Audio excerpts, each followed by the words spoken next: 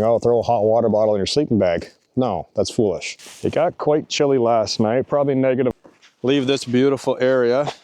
So, oh, he's back at it.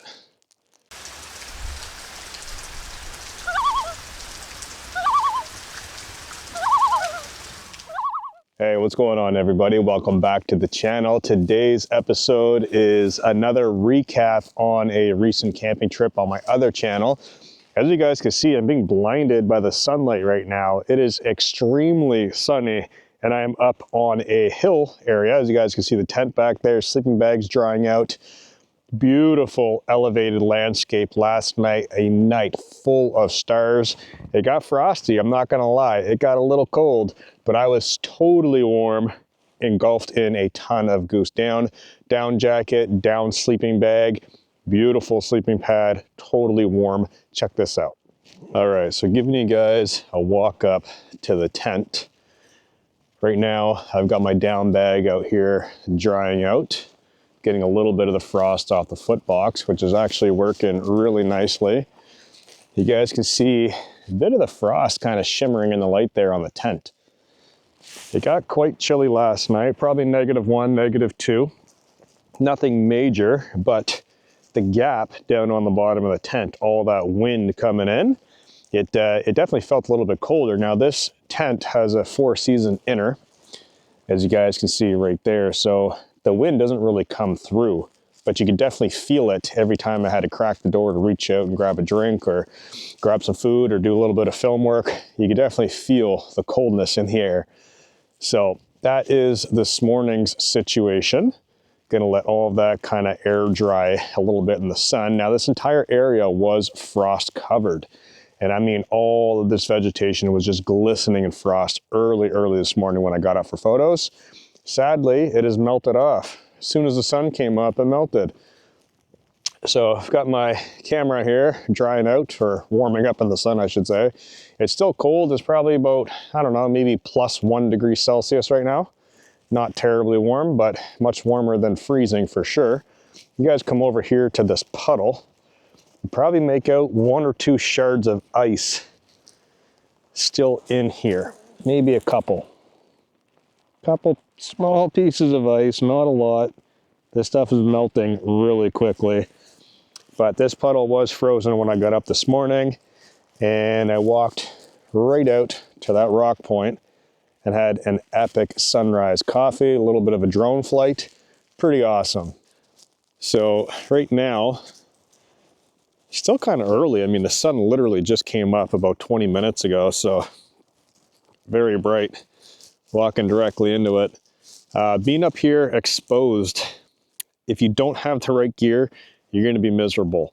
Sure, I could have had a fire here last night. I'm actually allowed in my area to have a fire, but it's windy.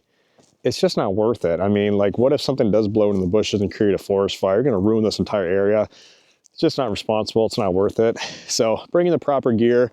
Me, I like having a nice big down jacket, a thick hoodie, a monstrous down sleeping bag that's rated for -29 degrees Celsius.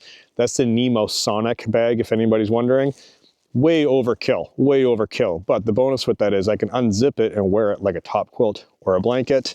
My sleeping pad, I brought the Neo Air X-Therm from Thermarest. That's the rectangle version. I can't even remember the name of it. I got it rolled up inside the tent right now anyways, but the big rectangle version of the Neo Air X-Therm. Super nice, super incredibly warm, very nice pad. Those two pieces of gear paired together, the sleeping bag and the pad, winter killer. Awesome setup, incredible. So no doubt stayed nice and warm last night with that guy. And this thing is the foot box, like the monstrous amount of down inside of this is just huge. 800 fill goose down, beautiful sleeping bag. Loads of features on it too. And the sleeping pad is a Thermarest NeoAir X-Therm NXT. So that's that. Here's a look inside of the tent. I've got my camera bag over here. I got that in there just to weigh the tent down, just in case a gust of wind comes in. Still got to get all the dirt and stuff cleaned out of here. But this is the Tai Chi 2 from 3FUL. You guys can see the branding on the tent right there. This is an excellent tent exoskeleton, which means the inner tent is always attached to the outer tent, which means I can leave the ground sheet attached at all times. So when I'm out camping in the rain or wind or snow, I only have to set up the outer tent and then click the poles on outside because it's an exoskeleton, which means I don't have to piece the tent together. And it also means that the inside of the tent never gets wet. It is always protected by the rainfly. It does detach if you want to take off the ground sheet, or if you want to take the inner off, you can, but I just like leaving it paired together just like that. So setup is a breeze. So for supper last night, I brought some udon noodles and some miso soup mix. What else did I bring? I brought ground or turkey, salami, like turkey, like deli meat, kielbasa, red pepper, and yellow onion. And I did all that up in a pot, really nice hot stew type deal. Really, really good. Did that. Had a little bit of beef jerky in the tent late last night and some cheese. And that brings me to the point of cold weather camping's awesome. You can bring whatever food you want. Even in the dead of winter, if it's -20, you can bring whatever, bury it in the snow, it won't freeze. You can keep it in your tent, or I keep it in my tent. If you don't like keeping food in your tent, don't do that. I do all the time. But it doesn't freeze. It doesn't go bad because it's not hot out. So yeah, pretty cool. And if you are out on extended trips, you can freeze your food if you really want to. But yeah, so bring in whatever food you want to bring is always a treat. Keeping track of your water and beverages, making sure those don't freeze is some kind of troublesome. Right now I'm in an area where there is fresh water way off in the distance. I'm not going to walk out there to get it. So my 2 water bottles I just tipped upside down last night. That way if they do freeze, they freeze from the top down. That's how water freezes. But if the bottle's upside down, technically the bottom of the bottle is going to freeze. So then when you turn it upright, the top is not going to be frozen, so you can pour your water out. Been doing that for years. I don't do the whole hot water bottle trick inside the sleeping bag. I think that's foolish. Why? I think if you have to put a hot water bottle in your sleeping bag, then your sleeping bag is not rated for the temperature that you're camping in. And if you need to preheat your sleeping bag, well, then your clothing's not rated for the temperatures that you're supposed to be camping in. Because anytime you get in a goosed down sleeping bag, it warms up instantly. Instant. As soon as you zip it up, you feel warm. Like the warmth just generates. So that tells me whenever I go camping with someone, or I hear someone saying, oh, throw a hot water bottle in your sleeping bag. No, that's foolish. Foolish. Get a better sleeping bag. Get a better sleep system. Absolutely. So that aside, I do sleep with my camera batteries though. Priorities, right? So that aside, last night's food was awesome. Coffee was incredible. The stars were nuts. I got photos on my Instagram, link in the description if you want to check that out, as well as every other camping trip. So yeah, I'm basically just going to be getting packed up right now. Just kind of looking off in the area, trying to shield my face from that blinding sunlight. Looking off in the area, it's no longer red out here. I mean, there's some red in the shrubbery and bushes, but not a whole lot, unfortunately. So I'm glad I caught it last video, got the peak of it. And I think it's time to get back into the woods now that I've kind of done a bit of camping out here in the open areas and the ocean areas. I think it's time to get back into the woods and start doing some more wood camps. So I'm gonna get packed up and get out of here.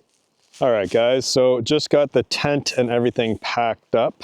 Give you guys just a look. I'm just gonna walk up here so you guys can get a look at the whole campsite. So the tent was there.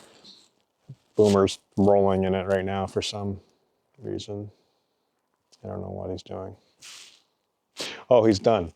So the tent was there. I've got everything packed in the bag. I just did a real-time pack up. It'll be on my other channel if you're interested in checking that out. I'm gonna give you guys a little walk out of here with me, I guess. I'm gonna show you how I carry all of my gear, because you gotta carry it. It doesn't fly, right? So let me get this suited up and we're gonna head out. All right, so before we go, are you all done rolling in the mud? They look a little dirty. He's ready to go. So before I do get going, this camera right here and this tripod does not fit in my filming bag. The reason for that is because I carry that. Everywhere as I go, I carry it, because I'm not just a YouTuber and a filmmaker, I'm also a photographer. So that comes with me for photo ops. I've got the backpack down there, the Fjällräven Cub 52, fully packed, ready to go. And I've got my camera bag next to it. That bag is totally full right now with drone, batteries, chargers, all kinds of stuff. Plus the camera that I'm holding right now goes inside of there. So Oh, he's back at it. He's back at it again. So I've got to get the backpack on. I've got to put that around my neck, and then I've got to carry that on my chest and hold this camera that I'm holding right now. So let's do it. All right, so I could put you guys on the tall tripod, but like I said, I've got to carry it. So just making sure my pockets are done up. A once over, I got everything, looks good. I don't need my gloves because I'm going to be carrying stuff and I need my hands to film. So frozen fingers it is. So get this bag on. And I like running my straps really tight, especially when I'm hiking with the camera and stuff, carrying it on my chest. I don't like a lot of wobble in my gear. I like it tight on my body. Some people don't. Some people like a little bit of wiggle room. I don't. So I'm wearing, sorry guys, I'm wearing the DJI Mic 2. I'm gonna have to strap that to my back. I don't know how I'm gonna do this. I have to carry the camera up here. So let me put you guys, I know this is probably horrible audio right now, moving the mic around. Okay, that should work. All right, so camera bag goes, oh, you know what? Let me clip you guys to the camera bag. That makes a little bit more sense. Okay, so backpack on, camera bag. Boomer's got legs and a heartbeat. He can walk. So camera, typically I will walk like this. But when I'm in an open area to balance out the weight, I just walk like this. So I'm gonna grab you guys, pick you up, and yeah, we're gonna hike out of here. Take one last look out here. Beautiful. The sun is coming up, so the exposure is the nasty light right now, the nasty non-golden hour light that I don't like. So, like I said, you guys can see I've got the camera bag, camera, tripod, and yes, that is a toque on top of my microphone. That's one of my trade secrets of blocking out the wind and the water. Could use an umbrella on my camera, but that creates a weird tapping effect. And if there's no tent or tarp in the shot, it's really off-putting. Like, what is it tapping on? What's going on? I don't like it. So I use a toque, which absorbs the sound instead of making weird noises until I get my tent set up. Then I can use an umbrella. So there's multiple ways out of here. I'm going to choose this path today. And like I said, camera bag, backpack, and yeah, this is how I do it. So I'm hands-free right now. So this is the bonus of carrying the camera gear like this, is I can go hands-free. I can slip this tripod leg in the strap so it doesn't fall. But if I need my camera, if I need to grab it and do anything, I can. It's ready to go, no problem. So it is absolute hell on my neck. I will say that. And I do this with much heavier packs. This backpack for camping is probably about 30, 35 pounds right now. I do this exact setup carrying over 100 pounds of gear in massive winter setups, big elaborate tents, backpacks, camera gear, you name it. I just do it. I don't really complain much about it. I just do it because, one, somebody has to, and two, I love the reward that I get for being out here. It's always worth it. So, leave this beautiful area, make my way through this labyrinth of trails, whichever way I want to go. I guess today we're going this way. There's so many trails and paths out here, it's impossible to learn them all. And I've been out here for years in this area.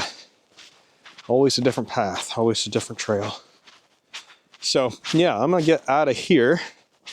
And I just figured I'd bring you guys along for a little bit of this hike to show you how I do it.